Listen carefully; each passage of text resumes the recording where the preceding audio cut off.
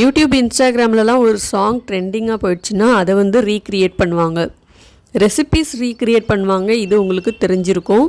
என்னடா விநாயகர் சதுர்த்திக்கு பண்ண கொழுக்கட்டையே இப்போ ரீக்ரியேட் பண்ணி எடுத்து வந்திருக்கேன்னு பார்க்குறீங்களா? எல்லாருக்கும் கொஞ்சம் சந்தேகமாக தான் இருக்கும், என்ன இவ்வளோ லேட்டாக போஸ்ட் பண்ணுறாங்க அப்படின்னு. இதுக்கு என்ன ரீசன் அப்படிங்கிறத நான் உங்களுக்கு லாஸ்ட்டாக சொல்கிறேன். வீடியோ ஃபுல்லாக ஸ்கிப் பண்ணாமல் பாருங்கள். நம்ம சேனலில் நிறைய ரெசிபீஸ்லாம் இருக்குது. நீங்கள் பிகினராக இருக்கீங்க, குக்கிங் ஸ்டார்ட் பண்ணோம் அப்படின்னா நிறைய ரெசிபீஸ்லாம் நீங்கள் பார்த்து கற்றுக்கலாம். சேனலை ஃபாலோ பண்ணிக்கோங்க. இன்ஸ்டாகிராம்லேயும் இதே மாதிரி ஷார்ட் ரீல்ஸ் கண்டென்ட் நீங்கள் பார்த்து என்ஜாய் பண்ணணுன்னா ஐடி மேலே கொடுத்துருக்கேன் பாருங்கள், செக் பண்ணி பாருங்கள். பிடிச்சிருந்ததுன்னா மறக்காமல் ஃபாலோ பண்ணிக்கோங்க. இப்போ நம்ம கொழுக்கட்டை ரெசிபிக்கு முதல்ல வந்து பூரணம் ரெடி பண்ணிக்கலாம். ஒரு 1/4 கப் அளவுக்கு துருவின தேங்காவை நல்லா கடாயில் வறுத்துக்கணும். நல்லா ஈரப்பதம் இல்லாமல் வறுத்துட்டு தேவையான அளவுக்கு வெல்லம் இல்லைன்னா நாட்டு சக்கரை சேர்த்துட்டு வெல்லம் நல்லா கரைகிற அளவுக்கு கலந்து விட்டுட்டே இருக்கணும். அடுப்பு தீயை நல்லா குறைச்சி வச்சுக்கோங்க, இல்லைன்னா அடி பிடிச்சிரும். இப்போ வெல்லம் நல்லா கரைஞ்சதுக்கப்புறம் இதில் பொட்டுக்கடலையே ஒன்றும் பாதியமாக நல்லா பொடிச்சிட்டு சேர்த்துக்கிறேன். இது வந்து நல்ல டேஸ்ட்டாகவும் இருக்கும், நல்லா மொறுமொறுன்னு இருக்கும். வாசனைக்கு கொஞ்சம் ஏலக்காய் தூள் சேர்த்துக்கோங்க. அவ்வளோதான். இப்போ நமக்கு பூரணம் வந்து ரெடி ஆகிடுச்சு. நல்லா ஒன்று சேர அந்த மாதிரி கலந்து வந்ததுக்கப்புறம் கடைசியாக கொஞ்சம் நெய் சேர்த்துட்டு ஆற வச்சுருங்க. இது அப்படியே இருக்கட்டும். இது வந்து நீங்கள் சும்மாவே பசங்களுக்கு அப்படியே உருண்டை மாதிரி பிடிச்சி கொடுக்கலாம், ரொம்ப நல்லாயிருக்கும். இப்போ அடுத்தது மேல் மாவு ரெடி பண்ணுறதுக்கு ஒரு பாத்திரத்தில் 1 டம்ளர் தண்ணி சேர்த்து சூடு பண்ணியிருக்கேன். ஒரு மிக்சிங் பவுலில் 1 கப் அரிசி மாவு கொஞ்சம் உப்பு சேர்த்து நல்லா கலந்துக்கணும். அரிசி மாவு வந்து வறுத்த அரிசி மாவு தான் எடுத்திருக்கேன், அதனால் நான் வறுக்காமல் செஞ்சுக்கிறேன். உப்பு சேர்த்து நல்லா கலந்துக்கோங்க. இப்போ தண்ணி நல்லா கொதிக்க ஆரம்பிச்சதுக்கப்புறம் இதில் ஒரு 10 சங்குப்பூ சேர்த்துக்கிறேன். இந்த சங்குப்பூவோட கலர் எல்லாமே தண்ணியில் நல்லா இறங்குற அளவுக்கு கொதிக்க வச்சுக்கணும். இந்த மாதிரி நல்லா கலந்து விட்டுட்டே இருந்தோம்னா அதோட கலர் வந்து அப்படியே அந்த தண்ணியில் இறங்கி கலர் மாறுது பாருங்கள். பார்க்குறதுக்கே இந்த கலர் எவ்வளோ அழகாக இருக்குது பாருங்கள். அந்த பூவோட கலர் எல்லாமே நல்லா கொதிக்க கொதிக்க கொஞ்சம் கொஞ்சமாக இறங்க ஆரம்பிக்கும். சங்குப்பூ, சங்கு புஷ்பம், காக்கரட்டான், இது மாதிரி நிறைய பல பேரில் சொல்லப்படுற இந்த பூ வந்து பார்த்திங்கன்னா பரவலாக ரொம்ப சுலபமாகவே கிடைக்கும். மருத்துவ குணங்கள் நிறைய இதில் இருக்குது. இதில் இருக்கிற ஆன்டி ஆக்சிடென்ட்ஸ் வந்து பார்த்திங்கன்னா நமக்கு வந்து ரொம்ப ஒரு புத்துணர்ச்சியாக வச்சுக்கிறதுக்கு இது ரொம்பவே உதவி பண்ணும். அது மட்டும் இல்லாமல் தூக்கமின்மை, நீரிழிவு, இளநரை, உடல் பருமன், இதுக்கெல்லாமே இது ரொம்ப தீர்வாக இருக்கும். செம்பருத்தி பூ வந்து சந்தன கலர்லேயும் இருக்கும், சிகப்பு கலர்லேயும் இருக்கும். அதே மாதிரி சங்குப்பூ வந்து நீல கலர்லேயும் இருக்கும், வெள்ளை கலர்லேயும் இருக்கும். நான் எடுத்திருக்கிறது நீல கலர் சங்குப்பூ.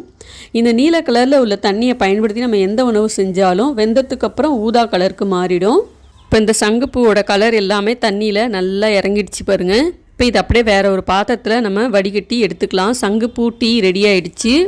ரொம்ப ஸ்ட்ரெஸ்ஸில் இருக்கீங்க அப்படின்னா இது ஒரு 1/2 கிளாஸ் குடிச்சு பாருங்கள். அப்படியே ஸ்ட்ரெஸ் ரிலீஃபாக இருக்கும், ரொம்ப புத்துணர்ச்சியாகவும் இருக்கும். இப்போ இந்த தண்ணியை பயன்படுத்தி கொழுக்கட்டை மாவில் கொஞ்சம் கொஞ்சமாக இந்த தண்ணியை ஊற்றி மாவை பிசைஞ்சிக்கணும். ஒரே தெரியாக தண்ணியை ஊற்றிடக்கூடாது, ஏன்னா தண்ணி சூடாக இருக்கிறதுனால மாவு வந்து டக்குன்னு வெந்துடும்.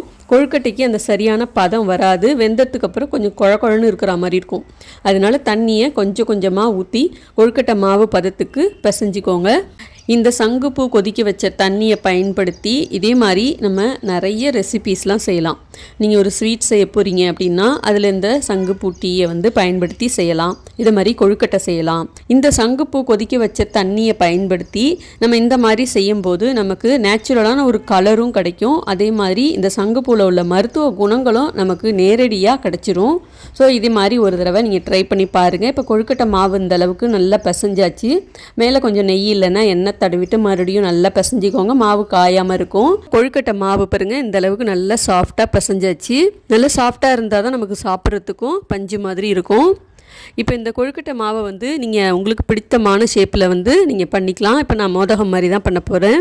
அச்சில் கொஞ்சம் எண்ணெய் இல்லைன்னா நெய் தடவிட்டு மாவை 2 பக்கமும் வச்சு மூடிட்டு இந்த மாதிரி நல்லா அழுத்தி விட்டுருங்க. அப்போ தான் அந்த அச்சு வந்து கரெக்டாக நமக்கு நல்லா வரும். இப்போ உள்ளே கொஞ்சமாக நம்ம இந்த செஞ்சு வச்சோம் இல்லையா, அந்த பூரணம் வந்து கொஞ்சம் கொஞ்சமாக வச்சுட்டு அதுக்கும் கீழே மாவை வச்சு நல்லா மூடிடுங்க. பாருங்கள், சூப்பராக நமக்கு நம்ம மோதகம் ஷேப் வந்துருச்சு. அச்செல்லாம் வேண்டாம், நான் சாதாரணமாக கொழுக்கட்டை பண்ணணுன்னா சின்ன சின்னதாக உருண்டையாக உருட்டிட்டு நடுவில் பூரணம் வச்சு நீங்கள் க்ளோஸ் பண்ணி உருண்டையாக வச்சு கூட நீங்கள் வேக வச்சுக்கலாம். உங்களோட விருப்பம் போல் இந்த மாவை வந்து எப்படி வந்து கொழுக்கட்டை பண்ணணுமோ அது மாதிரி நீங்கள் பண்ணிவிட்டு எல்லாமே ரெடி பண்ணிடுங்க. இப்போ நான் எல்லாமே ரெடி பண்ணிவிட்டு இட்லி பாத்திரத்தில் வச்சு வேக வைக்கிற மாதிரி ஒரு 7லேருந்து 8 நிமிஷம் இதை வேக வச்சாலே போதும். இப்போ நல்லா வெந்ததுக்கு அப்புறம் காமிக்கிறேன் பாருங்கள். லேசான ஒரு ஊதா கலரில் வெந்து வந்திருக்கு பாருங்கள். சாப்பிட்றதுக்கு அப்படியே பஞ்சு மாதிரி இருந்துச்சு, ரொம்ப டேஸ்ட்டாகவும் இருந்தது. இந்த சங்குப்பூ தண்ணி சேர்க்க இருக்கிறதுனால இதில் ஏதாவது நமக்கு சுவை மாறுமான்னு கேட்டிங்களா, கொஞ்சம் கூட சுவை மாறவே மாறாது. சாதாரணமாக நம்ம கொழுக்கட்டை சாப்பிடும்போது என்ன டேஸ்ட்டில் ஃபீல் பண்ணுவோம் அதே மாதிரியே தான் இருக்கும், அதே ஒரிஜினல் டேஸ்ட்டில் தான் இருக்கும். இதில் வந்து நீல கலரில் இருக்கிறது வந்து ஊதா கலரில் மாறி இருக்குன்னு நான் சொன்னேன் இல்லையா, அது வந்து வீடியோவில் வந்து உங்களுக்கு வந்து ஒரே கலராக இருக்கிற மாதிரி தான் இருக்கும். ஆனால் செய்யும்போது நீங்கள் அந்த சேஞ்சை வந்து ஃபீல் பண்ணுவீங்க. அடுத்த பேட்சுக்கு ஒரு 5 கொழுக்கட்டை ரெடியாக இருக்குது. அதையும் வேக வச்சுட்டு உங்களுக்கு காமிக்கிறேன். பாருங்கள் எவ்வளோ கலர்ஃபுல்லாக இருக்குது. இது சாப்பிட்றதுக்கும் ரொம்ப டேஸ்ட்டாக இருந்தது. நல்ல மிருதுவாக பஞ்சு மாதிரி ரொம்ப சுவையாக இருந்தது. விநாயகர் சதுர்த்திக்கு தான் இந்த கொழுக்கட்டை செஞ்சு சாப்பிட்ணும் அப்படின்லாம் எதுவும் கிடையாது. என் பசங்க மறுபடியும் செஞ்சு கொடுக்க சொல்லி ரொம்ப கேட்டாங்க, அதனால தான் இதை நான் செஞ்சுருக்கேன்.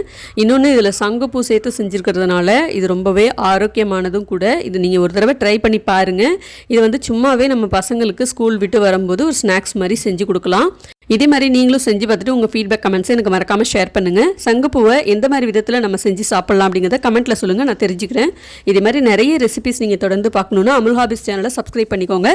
இன்ஸ்டாகிராம் ஐடியும் கொடுத்துருக்கேன், பிடிச்சதுன்னா மறக்காமல் ஃபாலோ பண்ணிக்கோங்க. அடுத்து வேறு ஒரு வீடியோவில் பார்க்கலாம். பாய்.